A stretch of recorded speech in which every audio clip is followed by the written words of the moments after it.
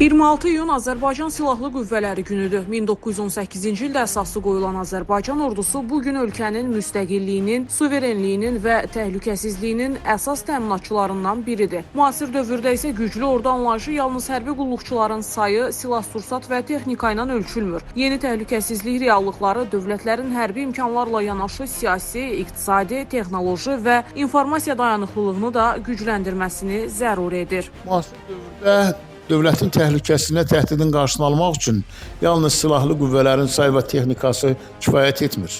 Siyasi məsələlər, iqtisadi, informasiya dayanıqlığı da texnologiyada mütləq məsələdir. Regional və qlobal proseslər göstərir ki, müdafiə qabiliyyətinin modernləşdirilməsi artıq strateji zərurətdir. Komanda idarəetmə sistemlərinin rəqəmsal həllərlə gücləndirilməsi, kəşfiyyat imkanlarının genişləndirilməsi, yeni texnologiyaların tətbiqi və peşəkar kadr hazırlığı bu istiqamətdə əsas prioritetlər sırasındadır. Hərbi təhsil sisteminin müasir tələblərə uyğunlaşdırılması, çağırış prosesinin təkmilləşdirilməsi və xüsusi təyinatlı qüvvələrin hazırlıq səviyyəsinin artırılması da ordunun çevikliyini və döyüş qabiliyyətini yüksəldən vacib amillərdəndir. Prioritet hesab olunan istiqamətlər, əgər bunları sadalasaq, bu müasir müdafiə qabiliyyətinin modernləşməsi, komanda idarəetmə və kəşfiyyat imkanlarının rəqəmsal həllərlə gücləndirilməsi, peşəkar kadr hazırlığı, hərbi təhsil sisteminin müasir tələblərlə verilməsi. Müharibələrin xarakteri dəyişdikcə təhlükələrin forması da yenilənir. Bugün kiber hücumlar, dezinformasiya, informasiya manipulyasiyaları və kritik infrastrukturun hədəfə alınması dövlət təhlükəsizliyi üçün ən ciddi çağırışlardan hesab olunur. Bu baxımdan hərbi güclə yanaşı dövlət infrastrukturunun kiber hücumlardan qorunması, informasiya təhlükəsizliyinin təmin olunması və cəmiyyətin böhran vəziyyətlərinə hazırlılığının artırılması xüsusi əhəmiyyət daşıyır.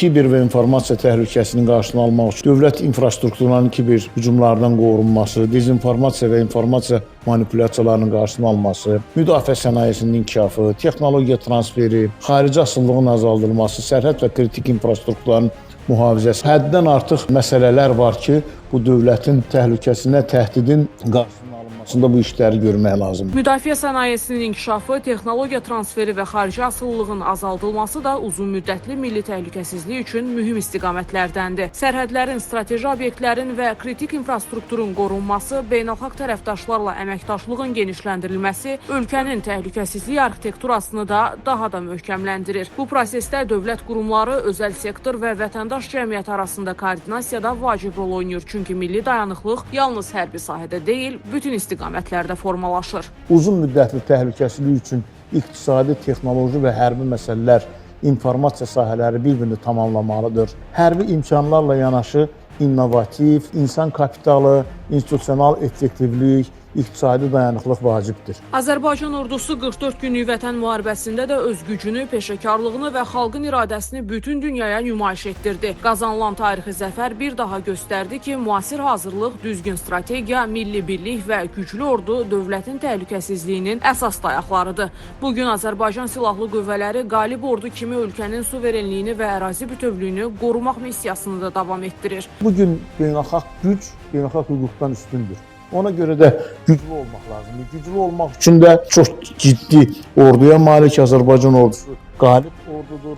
44 günlük müharibədə də biz bunu göstərdik və sübut etdik. 26 iyun Silahlı Qüvvələr günü Azərbaycan ordusunun keçdiyi şərəfli yolun, qazandığı zəfərin və dövlətçiliyimizin etibarlı müdafiəsinin simvoludur. Azərbaycan əskəri dövlətinin gücünü, xalqının qürurunu və vətəninin keşiyində dayanan sarsılmaz iradənin təcəssümüdür.